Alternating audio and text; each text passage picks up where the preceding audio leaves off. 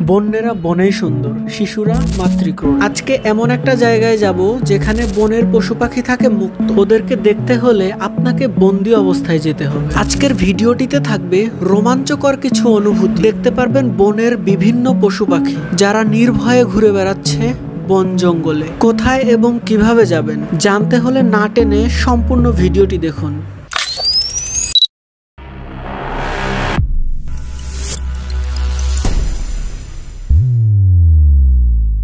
Safari পার্কে যেতে হলে আপনাকে সর্বপ্রথম যেতে হবে গাজীপুর চৌরাস্তায়। আজিমপুর থেকে ছেড়ে আসা বাস যেটি বিজয় সরণি হয়ে চৌরাস্তায় যায়, বাসটির নাম ভিআইপি। আমরা এই বাসেই গিয়েছিলাম। এছাড়াও আপনি মহাখালী থেকে ময়মনসিংহগামী যে কোনো বাসে উঠলেই যেতে পারবেন গাজীপুর চৌরাস্তায়। ঢাকা এলিভেটেড এক্সপ্রেসওয়ের সৌন্দর্য দেখতে দেখতে আমরা এগিয়ে যাচ্ছি। ফাইনালি আমরা চলে আসলাম গাজীপুর চৌরাস্তায়। আমরা এখন আছি গাজীপুর চৌরাস্তায়। চৌরাস্তায় হচ্ছে বাস থেকে নামছি। এখন আমরা সকালের নাস্তা সেরে নিব, তারপর হচ্ছে রওনা দিব বাঘের বাজারের উদ্দেশ্যে। চৌরাস্তা থেকে আপনারা তাকুয়া বাসে চড়ে চলে যেতে পারবেন বাঘের বাজার। ঢাকা থেকে গাজীপুর জনপ্রতি ভাড়া পড়েছে 50 টাকা এবং চৌরাস্তা থেকে বাঘের বাজার পর্যন্ত জনপ্রতি ভাড়া পড়েছে 30 টাকা। বাঘের বাজার থেকে আপনারা অটোতে করে চলে আসতে পারেন সাফারি পার্কে, ভাড়া জনপ্রতি 20 টাকা। আমার দুই বন্ধু পারভেজ এবং অর্ণব আচার দিয়ে ব্রেকফাস্ট করতেছে। আসসালামু আলাইকুম। আমরা চলে আসছি আজকে গাজীপুর সাফারি পার্কে। ঘুরে দেখবো হচ্ছে বিভিন্ন বৈচিত্র্যময় প্রাণী এবং প্রাকৃতিক সৌন্দর্য। ওকে, তাহলে অসাধারণ জায়গাটি ঘুরে দেখা যাক। Let's go. প্রবেশ মূল্য 50 টাকা, তবে স্টুডেন্টদের জন্য মাত্র 10 টাকা যদি আপনার কাছে আইডি কার্ড থেকে থাকে।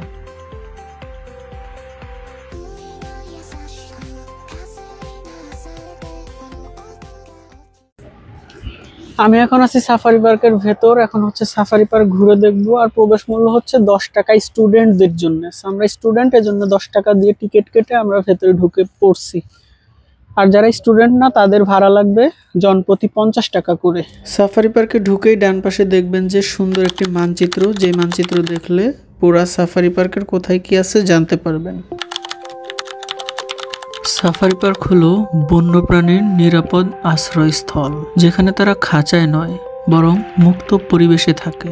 গাজীপুরের সাফারি পার্কে সিংহ, বাঘ, হাতি, জিরাফ সহ নানা প্রাণী দেখা যায়। দর্শনার্থীরা বিশেষ বাসে চড়ে প্রাণীদের কাছ থেকে উপভোগ করতে পারে।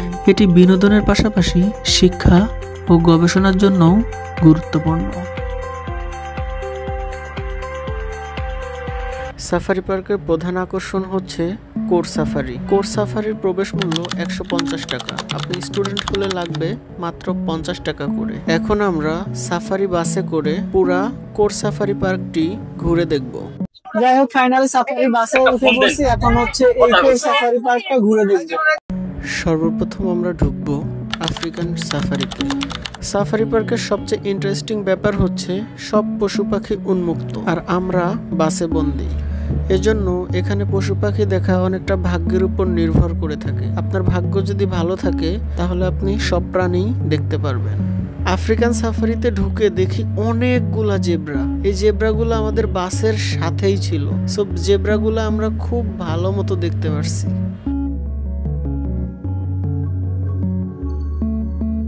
এখন আমরা ঢুকতেছি আফ্রিকান সাফারি 2-তে। আফ্রিকান সাফারি 2-তে ঢুকে আমরা বন গরুর দেখা পাই। এখন আমরা ঢুকেছি হরিণ সাফারিতে। হরিণ সাফারিতে হরিণ সহ আরো বেশ কিছু প্রাণীর দেখা পাই। এগুলো হচ্ছে চিত্রা হরিণ, দেখতে খুবই শান্তশিষ্ট এবং সুন্দর। This is nilgai. এটা একটা হরিণ, বাট কোন প্রজাতির যেন। এটা বুনো গরু। সাফারি পার্কের ভেতরের রাস্তা ভয়াবহ রকমের খারাপ। এখন ঢুকবো ভাল্লুক মামার ডেরায়, দেখি ভাল্লুক মামার দেখা পাওয়া যায় কিনা। খুলজা সিম সিম। আমি অবাক মানছি। এই যে নিচে ডান পাশে শেট ক্যামেরাতে ভাল্লুক মামাকে উঠাতে পারি নাই, সো স্যাড। এখন ঢুকবো কিং অফ দ্য জঙ্গলের ডেরায়, দ্য লায়ন কিং এর ডেরায়। ওকে, ফাইনালি সিংহ মামার দেখা পেয়ে গেলাম, কিন্তু সে ঘুমাচ্ছে খুব শান্তিতে। যাই হোক, মামাকে আর ডিস্টার্ব না করি। এখন আমরা ঢুকবো বাঘের ডেরায়। খুলজা সিম সিম।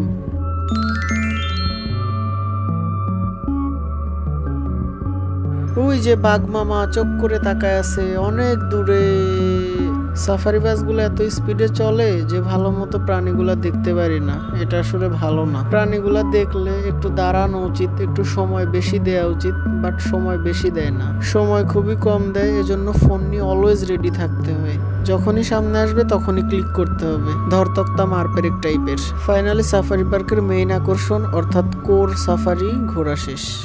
আমার অনেক ভালো লাগছে, অনেক প্রাণী দেখলাম, কিন্তু আন্তরিকভাবে দুঃখিত যে বাঘটা সেরকম ভাবে দেখতে পাইনি, একটু সাইডে ছিল। আমাদের কোর সাফারি ঘোরা শেষ করে হচ্ছে আমরা বের হইছি। সো আমরা বের হয়ে এই যে এই পাশে যে জায়গাগুলো আছে মোটামুটি বিশ্রাম নেওয়া যায়, সো একটু রেস্ট নিয়ে তারপর হচ্ছে আমরা অন্য পার্টে আর কি যাব। এখন আমরা ঢুকবো সাফারি কিংডমে। 60 টাকা দিয়ে 3টি টিকিট কেটে ফেলি। ঘুরে দেখতে পারবো 3টি আউটলেট। ঢুকে পড়লাম প্রথম আউটলেটে। এখানে আছে অনেকগুলা ম্যাকাও। ম্যাকাও হচ্ছে ব্রাজিলের জাতীয় পাখি। ম্যাকাওগুলা দেখতে অনেক সুন্দর। দর্শনার্থীরা সবাই এনজয় করছিল এই ম্যাকাও আউটলেট। এখন ঢুকবো আরেকটা আউটলেটে, যেখানে আছে বিভিন্ন প্রকারের পাখি। শুরুতে দেখতে পাচ্ছি টিয়া পাখি, আফ্রিকান প্যারট, কাকাতুয়ার স্পেশাল এক্সারসাইজ। ওয়াও, নাইস, জোস, বিউটিফুল, আনপ্যারালাল, এক্সট্রাঅর্ডিনারি, সেই জোস।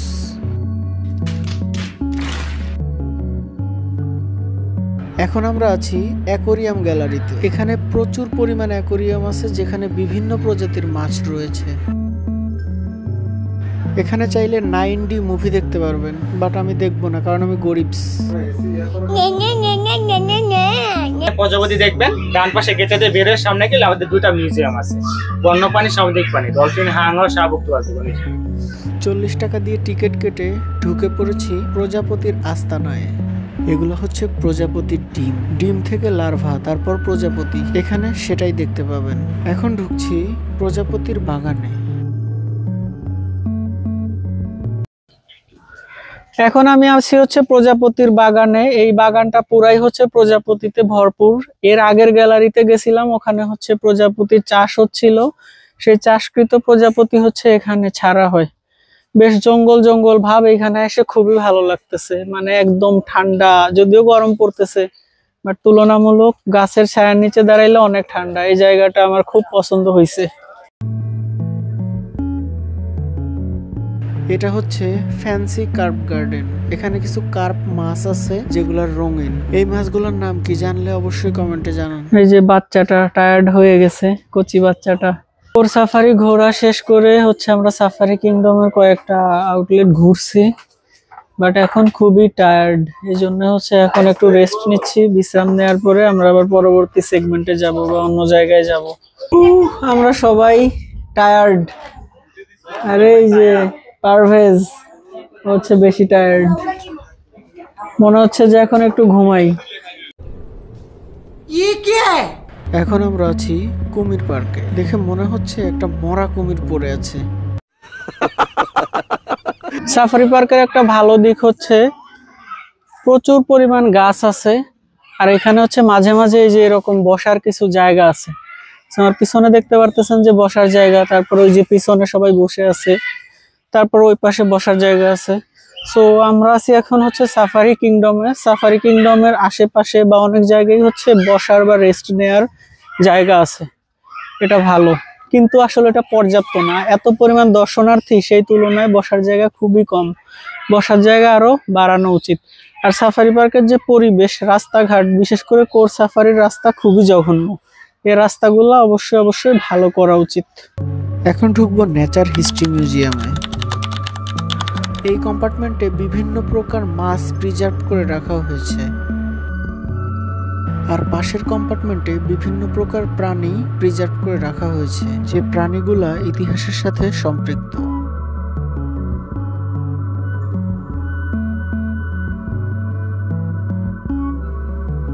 ছিল মোটামুটি ভালো, তবে যদি বাঘ সিংহের পরিমাণ বেশি থাকতো হয়তো অনেকেই দেখতে পারতো, এই জিনিসগুলো ভালো লাগতো। এটা মিসিং, তবে সিস্টেমটা ওদের সুন্দর ছিল, উপভোগ করার মতো। আর সাফারি কিংডম ছিল মোটামুটি ভালো, খারাপ না, কিন্তু সাফারি পার্ক তো আসছি সাফার করতেছি। যদি অনেক বেশি হাঁটার এনার্জি থাকে তাহলে আসো, আর যদি হাঁটার এনার্জি না থাকে তাহলে চুপচাপ বাসায় শুয়ে শুয়ে ফোনে ভিডিও দেখো, সাফারি পার্ক দেখা হয়ে যাবে। তবে চিড়িয়াখানার থেকে মনে হয় অনেক ক্ষেত্রে এটা হচ্ছে এগিয়ে থাকবে। এখানকার প্রাণীগুলো হচ্ছে অনেকটা জীবন্ত মনে হইলো, মানে ওদের শরীর স্বাস্থ্য দেখে মনে হচ্ছে ওরা স্বাচ্ছন্দ্যে আছে এখানে। সাফারি পার্কের ভিডিও এ পর্যন্তই। সো পুরো সাফারি পার্কটাই ঘুরে দেখানোর চেষ্টা করছি। আশা করি আপনাদের ভিডিওটি ভালো লাগবে। যদি ভিডিওটি ভালো লাগে তাহলে লাইক, কমেন্ট, শেয়ার, সাবস্ক্রাইব করবেন। Thank you. This is Wasiq Hossain Swadhin signing out.